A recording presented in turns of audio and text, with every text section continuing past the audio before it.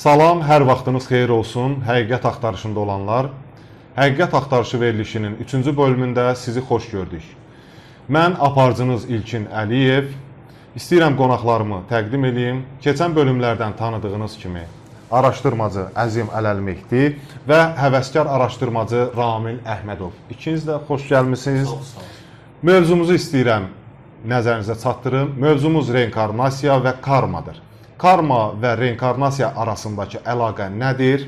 Allahın ədalət prinsipində reinkarnasiya nə kimi rol oynayır? İrəliyən dəqiqələrdə qonaqlarımızdan məlumatları alacağıq inşallah. İlk öncə Ramin müəllimə sualımı bildirmək istəyirəm ki, cəmiyyətdə reinkarnasiya deyiləndə hər kəs anlaşılmamazlığa gedir. Ümumiyyətcə dinlər arasında reinkarnasiya qəbul olunmur. Cənnət və cəhənnəm mövzusuna zidd olduğuna görə qəbul olunmur. Siz necə oldu ki, reinkarnasiya mövzusunda təkmilləşdiniz və qəbul etdiniz? Mən də bütün izləyiciləri salamlayıram. Çox sağ olun ki, siz məni bu verilişə dəvət etdiniz. Sizləri də salamlayıram. Mövzu reinkarnasiya bağlıdır. Reinkarnasiya mən araşdıra nətər oldu ki, iman etdim. Deməli, ilk növbədə İslam'a gələndə, İslamın içində təriqətləri araşdırdım və təriqətləri araşdıra bir boşluq görürdüm ədalət baxımından. Ədalət baxımından da o boşluğu nətər görürdüm? Dünyaya baxırdım, dünyada olan gedişatlara baxırdım, qapılarda dünyaya gələn uşaqlara baxırdım, məmləkətlərdə dünyaya gələn uşaqlara baxırdım və içimdə həmişə bir qaranlıq qalardı. Bu qaranlıq nədən yarandı, niyə yarandı? İçimdə o ədalət baxımından yer tapa bilmirdim və bu araşdırmanın da ki, bütün da yəni kitablara baxdım, elmli insanlara sual verirdim, qane olmurdum onların cavabı ilə də, yəni belə desək. Ondan sonra İslam dinindən olaraqdan bütün səmavi kitabları və bütün dinləri başladım araşdırmağa. Gəldim bu reinkarnasiya məsələsinə çatdım. Reinkarnasiya ilə mən tanış olanda insanın dəfələrlə dünyaya gəlişində və mənim içimdə çox rahatlıq bir his qoydu. Sanki elə bilin ki, mən belə deyərdim ki, bir oyun olardı, puzzle. Puzzle'lar yerbəyer olurdu. Reinkarnasiya nədir? İnsanın dəfələrlə dünyaya gəlməyi. İnsanın dəfələrlə dünyaya gəlməyi, biz diqqət etsək, müəyyən qapılara baxsan ki, mənim içimdə qaranlıq qalan mövzulardan danışımda bir qapıda görürük ki, uşaq dünyaya şikəst gəlibdir. Bu uşağın dünyaya şikəst gəlməyi nədir? Deyirlər ki, onun atasının, anasının etdiyi əməllərə görə uşağın dünyaya şikəst gəlibdir. Yaxşı, biz Qurana diqqət etsək, Quranda və bütün səmavi kitablarda hər birdə Allahdan bir söz var ki, deyir ki, hər bir kəsən öz etdiyi əmələ görə cavab verəcək. Yaxşı, öz etdiyi əmələ görə cavab verəcəksə, atanın, ananın etdiyi əmələ uşaq niyə onların cavabını verməlidir? Bu mövzu biraz məndə çox qaranlıq qaldı. Yəni, bu mövzu ilə əlaqədar mən başladım çox araşdırmalar aparmağa. Yəni, hər bir kəsən öz etdiyi əmələ görə cavab verəcəksə, atanın, ananın etdiyi əmələ görə uşaq niyə cavab verməlidir? Və bunu mən gəldim reinkarnasiyada tapdım. Reinkarnasiyada tapanda insanın bundan qabaqki həyatında etdiyi əmələ görə Allah Taala onu növbəti həyatda şikəst yaradır və o şikəstlə, bir xəstəliklə o insanın günahları yuyulur. Onun da atasının da, anasının da o üçünün bir yerdə cəm olduğuna, onların da atasının da, anasının da bundan qabaqki etdiyi əmələ görə hər bir kəsən mənəvi olaraqdan bir əziyyətini çəkir. Əslində ağla batan mövzudur, əslində ağla batandır sizin dediyiniz bu mövzu. Bu mövzu ilə yəni ki, mən belə deyərdim ki, reinkarnasiya birbaşa Allahın ədalət baxışıdır, ədalət sifətidir. Çünki reinkarnasiyanı qəbul etməsək, Allahın ədalət baxışını biz yer üzündə tuta bilməliyik. Yəni ki, Allahın ədalətı ilə çox böyük bir məsələdir. Məsəl üçün, biz dünyaya diqqət etsək, dünyada elə bir yerlər var ki, uşaqlar dünyaya gəlir. Və yaxud da ki, uşaq götürək, məsəl üçün, Somalidəki olan uşaqlardan danışaq. Bütün dünya yığışıb orada, bütün oradakı insanları xilas etsin. Susuzluqdan, aclıqdan xilas etsin, qutarsın. Amma dünya xilas etməyə can atdıqca orada daha da vəziyyət pisləşir. Mən burada sizə nəzər deyərdim ki, Qurana baxsaq, Quranda Allah deyir ki, mən kimisə batırmaq istəsəm, bütün dünya yığışsa onu xilas edə bilməz. Və yaxud da ki, deyir ki, mən kimisə xilas etmək istəsəm, qorusam, bütün dünya onu batıra bilməz. Yəni, buna biz baxsaq, Quranla bizim gözümüzlə gördüyümüz məsələ eyni ilə eynidir. Bu yenə də bağlanır reinkarnasiyaya. Reinkarnasiya elədir ki, Allahın ədalət sifətidir. Ədalət sifəti də elə bir şeydir ki, bundan qaçılmaz bir şeydir. Həqiqətən də ağla batan fikirdir. Biz nəzər salsaq Afrikada doğulan uşaqlara, Somalidə doğulan uşaqlara baxsaq, kasıbçılıq, hətta yoxsulluq çəkirlər.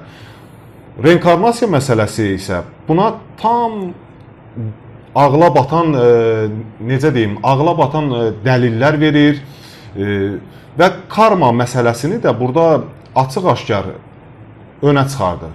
Bu mövzu ilə əlaqədar istəyirəm Əzim müəllimə müraciət edeyim. İstəyirəm sualımı təqdim edeyim sizə. Allahın ədaləti ilə reinkarnasiya arasında əlaqə nədir? Maraqlı sualdır. Mən də ilk öncə izləyicilərimizi salamlayıram. Təbii ki, qonaqlarımızı salamlayıram, aparıcımızı da. Bütün bu işlərdə əməyə keçən hər bir kəsə öz minnətdarlığımı bildirirəm. Mövzu çox gözəl mövzudur və Allahın ədaləti ilə reinkarnasiyanın əlaqəsini biz həm əqli, həm nəqli dəlillərlə nəzər salmamışdan əvvəl baxmalıyıq Allahın ədalətinin kəlmələrə süzülmüş vəziyyəti olan səmavi kitablara. Müəyyən qədər onlara nəzər salmalıyıq ki, nəqli dəlilləri verdikdən sonra artıq əqli dəlilləri izləyicilərimizə təqdim edək. Allah Teala Qurani-Kərimdə tənasüx haqqında, ki, İslami görüşdə bu tənasüx adlandırılır, bizim bildiyimiz reinkarnasiya haqqında Vaqiə surəsi 60-61-ci ayədə buyurur ki, sizin yerinizə küfr və iman cəhətindən oxşarlarınızı gətirmək və sizi bilmədiyiniz bir formada yenidən yaratmaq üçün aranızda ölümü biz təyin etdik. Bizim qarşımıza bu barədə keçirə bilməz. Yəni, Allah Subhanahu wa Ta'ala Qurani-Kərimdə bu sözləri bildirməklə onu bəyan edir ki, yəni sizi bilmədiyiniz bir şəkildə yenidən yaratmaq. Yəni, insan əgər bir dəfə dünyaya gəlirsə, Allah Teala Vaqiə surəsində niyə desin ki, sizi bilmədiyiniz bir şəkildə yenidən yaratmaq? Deməli, səmavi kitablarda, necə ki, keçən verilişlərimizə də bəyan etdik, həmçinin Qurani-Kərimin özündə və Vaqiə surəsi 60-61-ci ayələrdə yenidən yaratmaq, yenidən doğulmaq inancı var. Və buna elmi dildə, fəlsəfi baxışda tənasüx, reinkarnasiya, İslami baxışda isə tənasüx deyilir. Yəni, Qurani-Kərim açıq-aşkar bunu təsdiqləyir və Allahın ədalətinin bariz nümunəsi olan səmavi kitablar da bunu açıq-aşkar bəyan edir. Təbii ki, müəyyən ayələr də var ki, deyilir ki, reinkarnasiyanı inkar edir. Həmin ayələrə əsasən reinkarnasiya güya səmavi kitablara əsasən batil hesab olunur. Lakin biz nəzər saldıqda tamamilə bunun əksini görürük. Yəni, önəmli olduğuna görə, insanların müəyyən çaşqınlığa saldığına görə, bu çaşqınlıqlara aydınlıq gətirmək məqsədi ilə həqiqət axtarışında olanlara həqiqəti bəyan etmək üçün həmin ayəni istərdim bir daha oxuyum, diqqətinizə çatdırım. Müminin surəsi 99-100-cü ayə. Reinkarnasiyanı, tənasüxü inkar edənlərin əlindəki ən böyük dəlil. Ayədə deyilir, nəhayət onlardan birinə ölüm gəldiyi zaman deyər, ey Rəbbim, məni geri qaytar, bəlkə tərk etdiyim yaxşı əməlləri indi edəm. Xeyr, onun bu dedikləri ancaq boş bir sözdür. Onların arxasında diriləcəkləri günə qədər bərzəx var. reinkarnasiyanı əgər biz araşdırmasaq, əgər reinkarnasiyanın həqiqətini bilməsək, həqiqətən də ayənin zahirinə əsasən, gərək deyək ki, reinkarnasiya İslama əsasən, ümumiyyətlə səmavi dinlərə əsasən batildir. Çünki ayədə kafir olan şəxs Rəbbə müraciət eləyir, deyir, ey Rəbbim, məni geri qaytar və Allah Teala ona deyir ki, xeyr. Onun bu dedikləri ancaq boş bir sözdür. Lakin Allah Subhanahu va Taala bu ayədə nəyi inkar edir? Reinkarnasiyanı inkar edənlər deyir ki, Allah bu ayədə geri qayıtmağı inkar edir.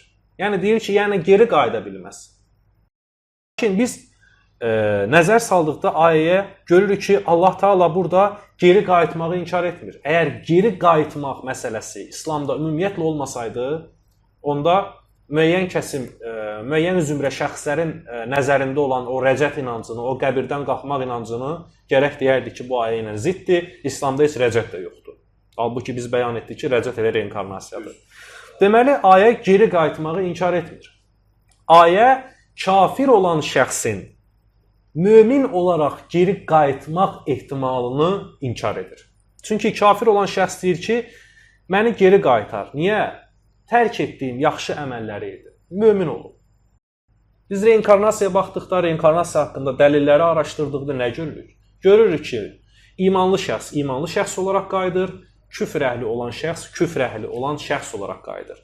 Deməli, küfr əhli olan, kafir olan şəxsin mömin olaraq qayıtması reinkarnasiyaya əsasən mümkün olan bir şey deyil. Deməli, Allah Taala'nın burada inkar etdiyi şey, kafirin mömin olmaq üçün geri qayıtmaq istəyidir. Yəni ki, ayələri əgər biz düz anlasaq, əgər reinkarnasiyanın mənasını doğru dərk etsək, bunu yaxşıca araşdırsaq, biz Qurana baxışımız, Quranın reinkarnasiyanın təsdiqini bəyan etdiyinin açıq-aşkar şahid olaraq. Bu, ümumi olaraq səmavi kitablardan olan müəyyən dəlillər idi. O ki, qaldı əsas məsələmizə, bu ədalət prizmasına. Biz ümumiyyətlə ateistlərə nəzər salmalıyıq.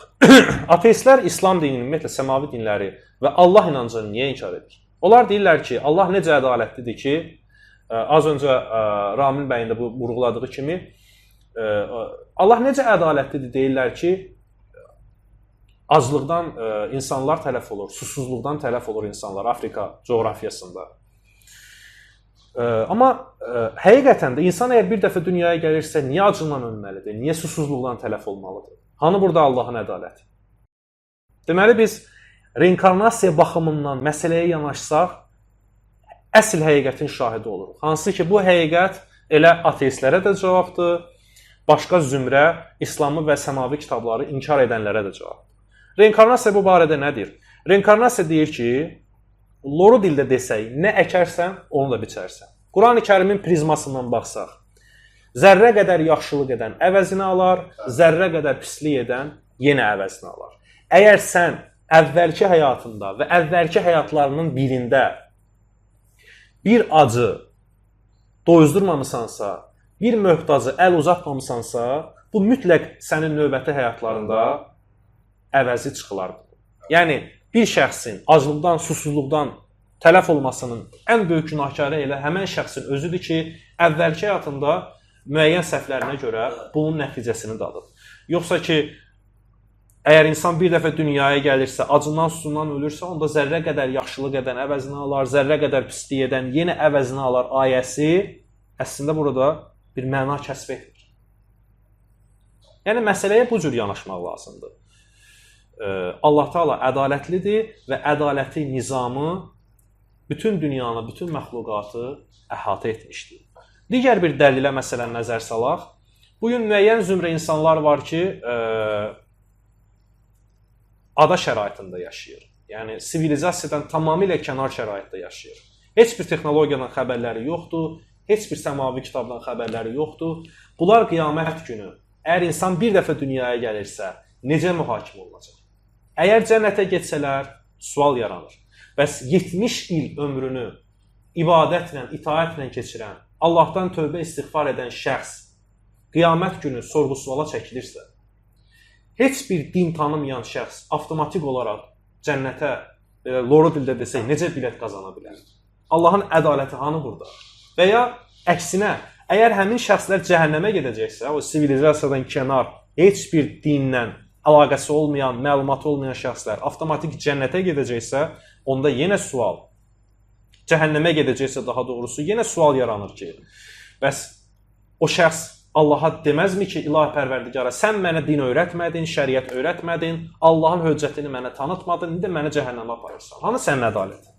Yəni, insanın bir dəfə dünyaya gəlməsi ilə Allahın ədaləti tam şəkildə yer üzündə təcəlli edə bilməz. Lakin reinkarnasiya bunu necə açıqlayır?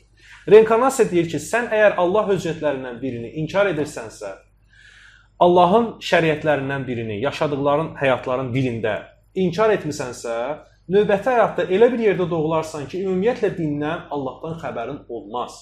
Və qiyamət günü bütün gəlişlərini, bütün həyatlarını xatırlayacağına görə, hansı həyatlarında Allahın höccətini inkar etdiyini də xatırlayacaq və hansı həyatlarında nəyə görə sivilizasiyadan kənar, elmsiz şəkildə doğulduğunu, yaşadığını və həyatını başa vurduğunu dərk edəcək və Allahın ədalətinin həqiqətən də reinkarnasiya vasitəsilə necə təcəlli etdiyinin şahidi olacaq. Çox sağ olun, muhtarım. Çox gözəl açıqlama verdi əziz müəllim. Bu yerdə bir ayə yadıma düşdü. Başınıza gələn hər bir müsibət etdiyiniz əməllərin nəticəsidir. Burada nəzər salsaq, ayə dirək şəxsin özünə vurur. Məsələn, götürsək bir ayədə bir şikəst uşaq dünyaya gəlir. Şablon olaraq kimə sual versək, hər kəs deyəcək ki, ata-ananın günahıdır, onun günahlarının nəticəsində bu uşaq dünyaya gəldi. Biz bilirik ki, Allah Subhanahu taala Ərhəm-ər-Rahimindir və rəhimlərin rəhimlisidir. Bu uşaq sabah birisi gün vəfat etdi, qiyamət günü gəldik sorğu-sual vaxtı. Sual verməzmi ki, ya Rəbbim, atam-anam günahkar idi, zaten bu bəlli idi. Onların günahlarına görə mən nə məcburiyyətim var idi ki, onların günahının bədəlini mən ödəməli idim. Burada ayədə direkt şəxsin özünə vurduğuna görə, demək ki, uşaq keçmiş həyatında hər hansısa bir günahı və yaxud da hər hansısa bir əməlin sahibi olub, pis əməl sahibi olduğuna görə, bu həyatında həm valideynlər və uşaq üçlükdə bu əzaba məhkumdular. Valideynlər uşağın əziyyətini çəkməlidirlər, uşaq da ki, öz cəzasını çəkərəkdən bitirməlidir. Bu yerdə istəyirəm Rami müəllimə yenə müraciət edeyim ki, cəmiyyətdə karma anlayışı ad olaraq dəyişkəndir. Əsas olaraq insanlar səhvlər, nöqsanlar, günah etdikcə onun bədəlini yaşayırlar. Amma isim olaraq karma olduğuna görə adı o qədər də önə çəkmirlər. Sizin bu baxış açınız nədir? Karmamı və ya etdiyiniz əməllərin nəticəsini görəcəksiniz prinsipinə? Gözəl mövzuya toxundunuz. Biz karma haqqında mən belə deyərdim də, karma sözünü müəyyən cəmiyyətin əksəriyyəti karma sözünü özünü inkar edirlər, söz olaraq da. Amma məna olaraq da onlar elə o sözün özünün mənasını qəbul edirlər. Yaşadıqları qəbul olunur. Bəli, bizim elə İslamın içində, dində də, şəriətdə də var ki, yəni daha belə deyək də, atalar sözlərində də var, deyim nəyi əkərsən, onu biçərsən. Yəni ki, yaxşılıq elə ginən, yaxşılıq qarşıva çıxacaq. Yəni karma sözü olaraqdan inkar edirlər. Amma karmanın bir mənasına maraqlanmaq lazımdır ki, karma nə olan şeydir? Yəni karma olaraqdan biz deyərdik ki, belə deyək də, karmanın özünü inkar edirlər. Bir ailəyə baxaq. Bir valideyn gəlir, səbəti götürür, atasını dağa qaldırır. Atası deyir ki, ay bala, o səbəti neyinsən deyir, səni dağdan deyir, düşürdəcəm. Deyir, o səbəti özündən aparasan, mən də deyir, o səbətlə atamı gətirib düşürtmüşdür. Yəni belə bu bir söz misalı idi. Yəni ki, haqqa bağlanır. Yəni bu karmanın bizim cəmiyyətin içində mövcud olub. Yəni və biz neçə illərlə yox, əsrlərlə biz onu qəbul edirik. Çünki karmasız həyat olmaz.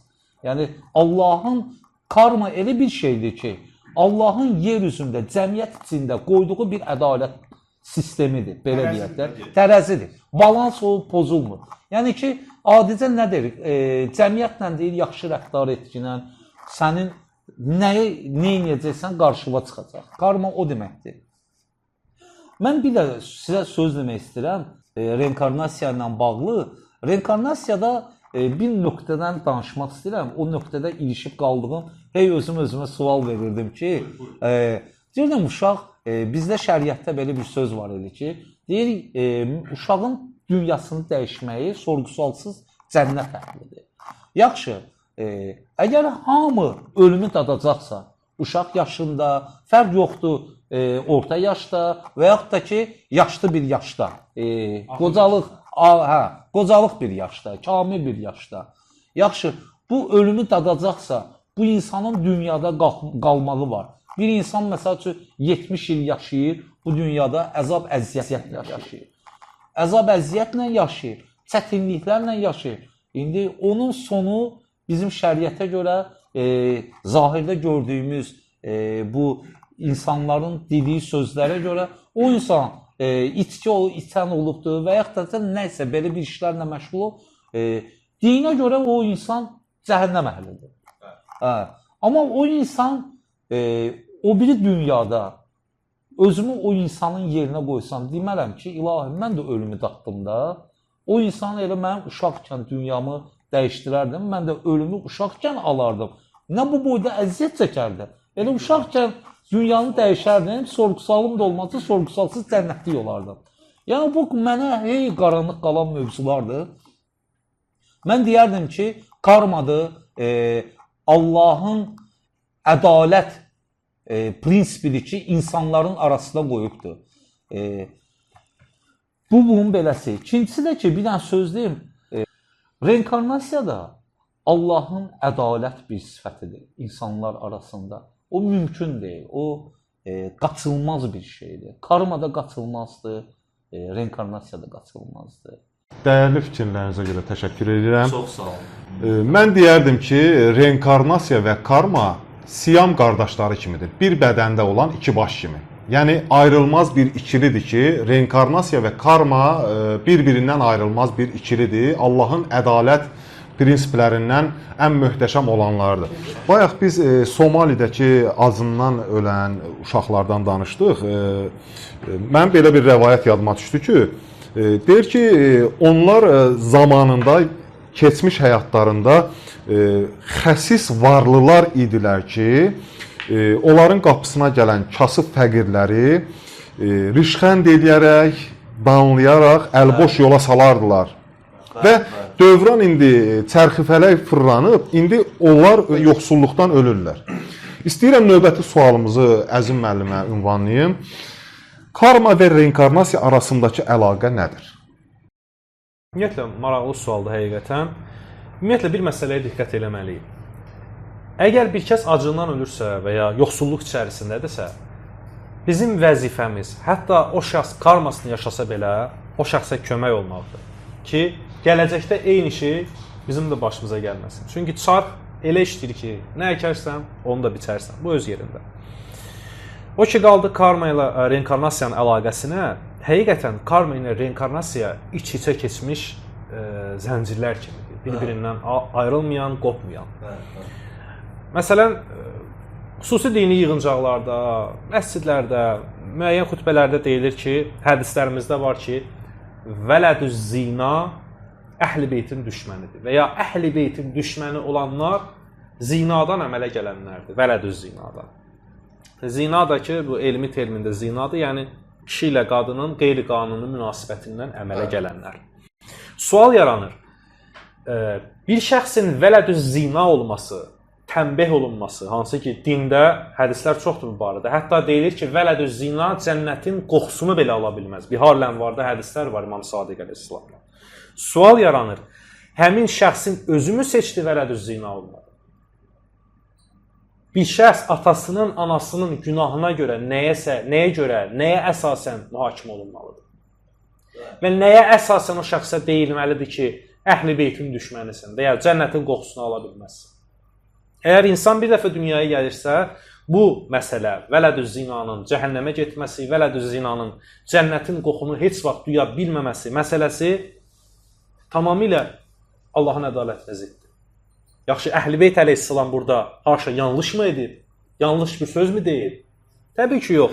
Əhl-i Beyt əleyhissalam həqiqəti bəyan edib. Sadəcə məsələ orasındadır ki, reinkarnasiya yenə də dediyimiz kimi bu karma məsələsi elə vələdüzina məsələsinə də cavabdır. Yəni karma və reinkarnasiya açıqlayır ki, bir şəxs əvvəlki həyatında Allahın özətlərindən birini inkar edərsə, Allahın prinsip və qanunlarına zidd gedərsə, növbəti həyatlarının birində doğuşu napak şəkildə dünyaya gələr. Bu yolla ondan çıxılar. O karma, o Allahın ədaləti bu yolla təcəlli edir. Çox ciddi məsələdir. Bəli, çox ciddi məsələdir və hədislərimizin həqiqi şəkildə anlamağımız üçün çox böyük bir qapı açır bizə reinkarnasiya mövzusu, tənasüb mövzusu. Bu məsələdə və bu kimi bir çox digər məsələlərdə, hansı ki az öncə vurğuladı və Rami bəy də vurğuladı. Yəni həqiqət budur.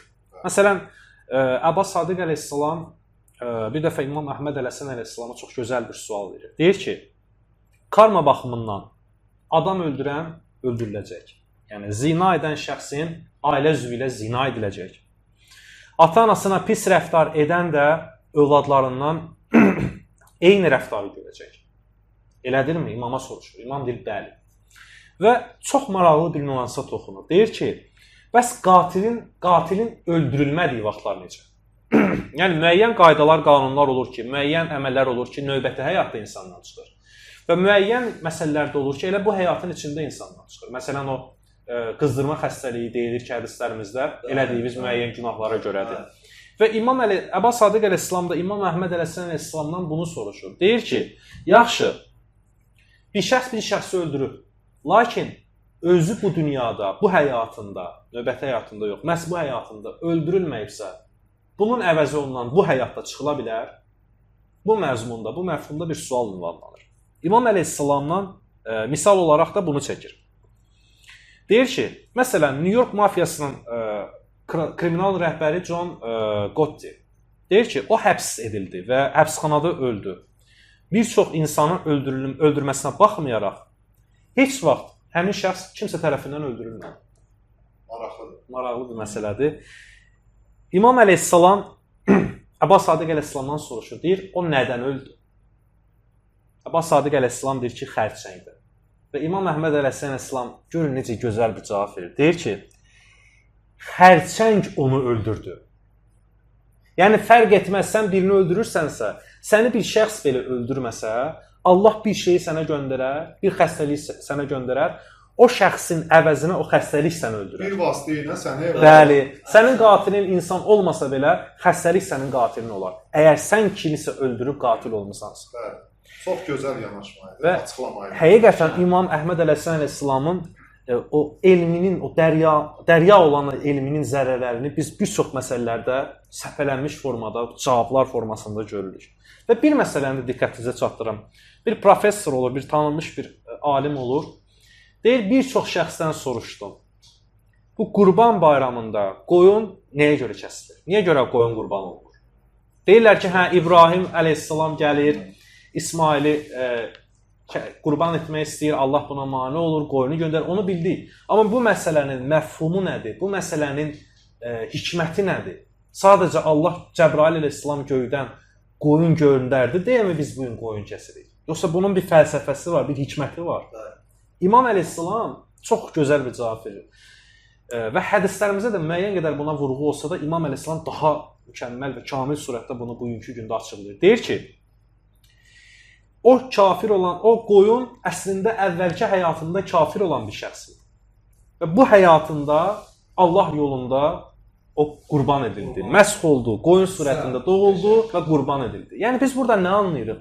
Biz buradan onu anlayırıq ki, sən şeytanın adıyla bir günahsız şəxsi öldürsən, bir Allaha inanan şəxsi öldürsən, bir səmimi qulu öldürsən şeytanın adıyla. Növbəti həyatında Allahın adıyla sənin başını kəsərlər. Yəni heyvan olaraq doğularsan, Allahın adıyla səni Qurban bayramında kəsərlər.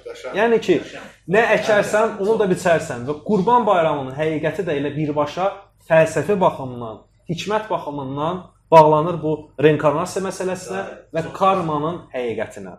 Və İmam Əhməd əleyhissalamın karma mövzusunda bir buyruğunu da istərdim diqqətinizə çatdırım. Və İmam Əleyhisselamın bir açıqlamasında diqqətinizi çatdıracağam. Lakin bunu oxumamışdan əvvəl, çünki bu mövzu, İmamın bu açıqlaması cənnət və cəhənnəmə də müəyyən qədər əlaqəli mövzudur. Yəni bunu reinkarnasiyanı inkar edənlər əslində nəyə görə inkar edir? Və karma məsələsində Ramin bəyin vurğuladığı kimi o şübhəyə düşənlər nəyə görə bu məsələdə şübhəyə düşürlər? Onlar deyirlər ki, müəyyən hədislərimiz var. İmam Sadiq, İmam Rıza əleyhissalam Məmunun yanında olur, Məmun ondan reinkarnasiya, tənasux haqqında soruşur. İmam da deyir ki, reinkarnasiya, tənasuxa yəni inanan kafirdir. Çünki tənasux cənnət və cəhənnəmi inkar edir, qiyaməti inkar edir. Belə bir hədis var, lakin bunun həqiqətini dərk etmir insanlar. Bu hədis əslində təqiyyədir, yəni imam orada öz inancını gizlədir. Sual yaranır. Nəyə əsasən deyirsiniz ki, imam inancını gizlədir? Yəni, ictihad mı etdim burada, öz ürəyimi mi qoydum ortalığa? Xeyr. Təqiyyə məsələsində, yəni, ürəyində başqa inanc var, amma dilində başqa bir söz deyirsən ki, özünü və yaxınlarını qoruyasan. Bu məsələnin fəlsəfəsi nədir, məfhumu nədir? Odur ki, əgər bir şəxs bir şeyi inkar edirsə və inkarında absurd səbəbləri sadalayırsa, deməli, o şəxs orada təqiyyə edir. Bu gün reinkarnasiya məsələsində Həfd-i Şərif kitabında, Bihar-ül Ənvar kitabında, Məşariq-i Ənvar-ül Yəqin və bir çox hədis kitablarımızda, hansı ki, reinkarnasiyanın həqiqətini bəyan edib bu hədislər, orada cənnət və cəhənnəm, qiyamət inancı inkar mı olunur? Hansı tənasux haqqında, tənasuxun haqq olduğunu bəyan edən hədislər cənnət, cəhənnəmi inkar olunur? Heç birində. Yəni, limit verilir, yaşayırsan, bitirirsən, limiti və cənnətə layiqsənsə cənnətə gedirsən, cəhənnəmə layiqsənsə cəhənnəmə gedirsən. İmam Sadiq əleyhissalamın buyurduğu kimi, hər dəfə dünyaya, mömin dünyaya gəldikcə imanda pillə-pillə qalxır, kamilləşir, kafir hər dəfə doğulduqca küfründə zəlilləşir. Bu məsələ öz yerində. İndi karma haqqında İmam əleyhissalamın gözəl bir sözünü oxuyacağam. İmam Əhməd Ələsən əleyhissalama sual ünvanlayırlar. Reinkarnasiya prosesi haqqında soruşmaq istərdim. Bu sualı bəyan edən şəxs deyir. Bu məsələ haqqında iki variant səsləndirəcəm. Və siz doğrusunu mənim bilməyim üçün deyin. İmamdan soruşur. Birincisi, bir şəxs doğulur, yaşayır, ölür. Öldükdən sonra əməlinə uyğun cənnət və cəhənnəmə yollanır. Orada Allahın istədiyi qədər qaldıqdan sonra Allah onu oradan çıxarır və həmin şəxs dünyaya göndərilir. Orada bir neçə dəfə reinkarnasiya edir və beləcə yenidən ölür gedir. Bu variant mı doğrudur? İmama sual ünvanlanır. Bu variant mı doğrudur? İndi ikinci variant sual olaraq ünvanlanır. Deyilir ki, bir şəxs doğulur, yaşayır və ölür.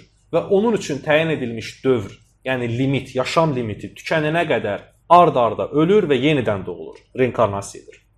Və yalnız bundan sonra, yəni yaşam limitini bitirdikdən sonra həmin şəxs əməlinə uyğun cənnətə və cəhənnəmə yollanır. İki variant səsləndirilir sual şəklində və imamdan cavab istənilir. Deyilir ki, bu variantlardan hansı doğrudur? İmam Əhməd Ələsən əleyhissalam çox gözəl bir cavab verir. Deyir ki, bir kəs mərhələləri bitirənə qədər və bütün karması ödənilənə qədər reinkarnasiya edəcək. Karma ödənilənə qədər reinkarnasiya edəcək. Yəni karmada, baxın, diqqət edin bir məsələyə. Küfür məsələsində kafir deyir cəhənnəmə gedəcək. Yaxşı, kafirdən hər bir bütün əməlləri bu dünyada karma şəklində çıxacaqsa cəhənnəmə niyə gedəcək? O maraqlı məsələdir. Cavabı ondan ibarətdir ki, kafirin biri var əməli, biri də var ürəyində olan küfrü. Onu cəhənnəmə aparan o ruhunda olan küfrüdür. Onun karmasını yaşadan isə o küfründən doğan çirkin əməllərdir. Mömində də müəyyən əməllər, çirkin əməllər ola bilər, məsum deyil. O ondan çıxır karma şəklində və saf şəklində imanına görə cənnətə gedir. Kafir isə qəlbində küfrü daşıdığına görə, hətta öz çirkin əməllərinə görə karmasını bitirsə belə, qəlbindəki küfrünə görə limiti bitirdikdən sonra o cəhənnəmə yollanır. Və bir məsələ, və İmam əleyhissalam davam edir. Bəli. Və deyir ki, və yalnız bundan sonra, limit bitdikdən sonra mühakiməyə gedəcək. Yəni, haqq hesabat. Bəs nə oldu? Bəzi müəyyən şəxslər deyirdi ki, reinkarnasiya inancı dinə ziddir, çünki cənnət, cəhənnəm, qiyamət inancı reinkarnasiyada inkar olunur. Halbuki biz başqa bir şey görürük. Həm hədislərimizdə başqa bir şey görürük, həm İmam Əhməd Ələsən əleyhissalamın açıqlamalarında başqa bir şey görürük. Yəni, mühakiməni təsdiq edir, qiyamət günü təsdiq olunur. Və deyir ki, ardıca deyir, mühakiməyə gedəcək və özünün bütün mərhələlərdəki, yəni bütün həyatlarındakı performanslarına görə əməllərinə əsasən mühakimə olunacaq və daha sonra əməlinə uyğun cənnətə və ya cəhənnəmə göndəriləcək. Yəni reinkarnasiya inancı karma ilə birbaşa bağlıdır və reinkarnasiya nə cənnəti, nə cəhənnəmi, nə mühakiməni heç bir şeyi inkar etmir. Hətta reinkarnasiyalar sonsuz deyil, ruh əbədidir, düzdür. Amma reinkarnasiyaların da bir limiti var, hansı ki o limit bitdikdən sonra insan mühakimə olunur, əməlinə uyğun cənnətə, cəhənnəmə yollanır və müəyyən əməllərinə görə qəlbindəki imanı və küfrünü, hansı ki qiyamət günü onun hesabatını verəcək, amma müəyyən əməllərinə görə o küfrdənmi doğan, o başqa bir qəzəbdənmi, nəfsdənmi doğan müəyyən əməllərinə görə karmasını mütləq bu dünyada yaşayacaq və Allah Taala'dan arzumuz budur ki, istəyimiz budur ki, bizim aqibətimizi xeyirləsin və karmalarımızı belə deyək, yüngül eləsin. İnşallah ki və inşallah ki Əbbas Sadiq əleyhissalamın, İmam Əhməd əleyhissalamın nəzəri bizim üzərimizdə olsun. Bizim əsas hədəfimiz həqiqətləri çatdırmaqdır. Bizim əsas hədəfimiz Əhl-i Beyti və Əhl-i Beytin qaimini sevindirməkdir. İnşallah ki bütün qardaşlarımız, kamera önündə olanlar və kamera arxasında çalışanların bu əməyinin, bu səyinin nəticəsi olaraq imamın özündə kiçik də olsa bir təbəssüm yarada bilsək, sevindirə bilsək, nə xoşbəxt insanlar olarıq. Çox sağ olun, minnətdarım. Həqiqətən çox gözəl açıqlamalar oldu. Mənim özüm belə bilmədiyim şeyləri öyrəndim bu verilişdə. Hər iki qonağımıza təşəkkür edirəm. Çox sağ olun.